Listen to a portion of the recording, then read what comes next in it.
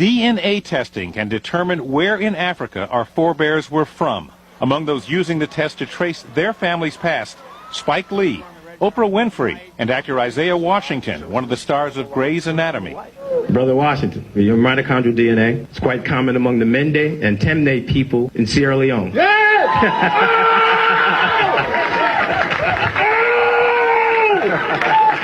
You think about young African Americans growing up thinking that the history started with slavery. I mean, how do you think that that impacts their psyche? We went through slavery. We didn't start with slavery. To Vi Higginson, the prospect of tracing even a tiny fraction of her ancestry back to Africa was enthralling.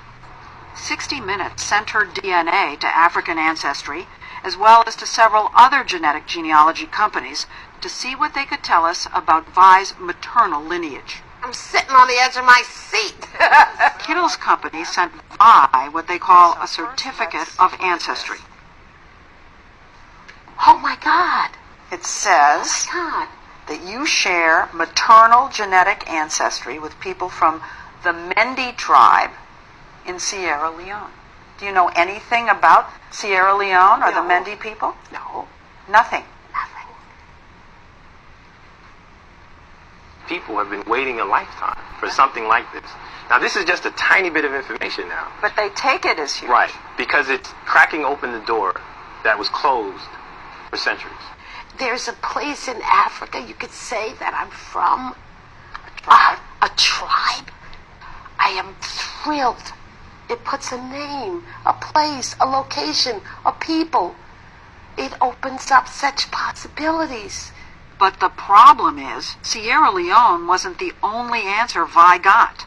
A company called Relative Genetics found a match to a single person in the Wobi tribe in the Ivory Coast.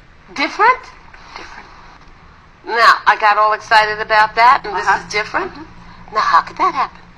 Then a third company, Trace Genetics. Your particular sequence matches sequences reported among multiple Mendenka individuals in Senegal. What's up with this? And Family Tree DNA, the company that linked Vi with Marion in the first place, came up with a whole list of matches. This goes on and on. And that's the rub. This business of genetic genealogy is fraught with limitations. For one thing, it can only provide information about a tiny fraction of our ancestry. Because we get half our DNA from our mothers and half from our fathers, almost all of our DNA gets shuffled and remixed every generation, making it impossible to trace what comes from whom. There are just 2 bits of DNA that remain pure: the Y chromosome, which passes directly from father to son, and something called mitochondrial DNA, which passes unchanged from mother to child. Hank Greeley, a law professor at Stanford University, has studied this new field.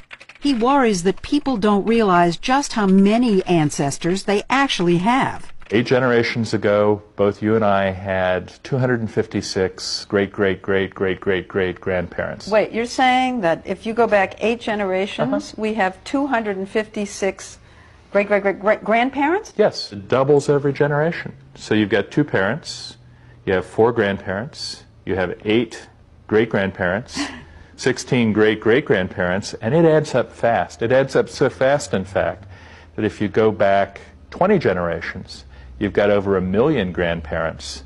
1,048,576 to be exact. And in each generation, DNA testing can provide information about only 2 of them. So you could be Peruvian on your mother's mother's mother's side, Japanese on your father's father's father's side, Swedish on everything else. And you'll never know. And you'll never know the Swedish from the Y chromosome or the mitochondrial DNA. Now, you've looked at several of these companies that are doing these tests. Yes. Do you think that they explain what you just explained to us? No. I don't think any of them does as good a job of pointing out the limitations. But, you know, businesses often don't go around telling you how weak their product is. Businesses often don't go around telling you how weak their product is. We don't oversell. I mean, we just say, look, we provide a service. If you're interested in exploring a tiny bit of your DNA and trace its ancestry, we can do that. When you say it's a tiny little amount? It's less than 0.1%.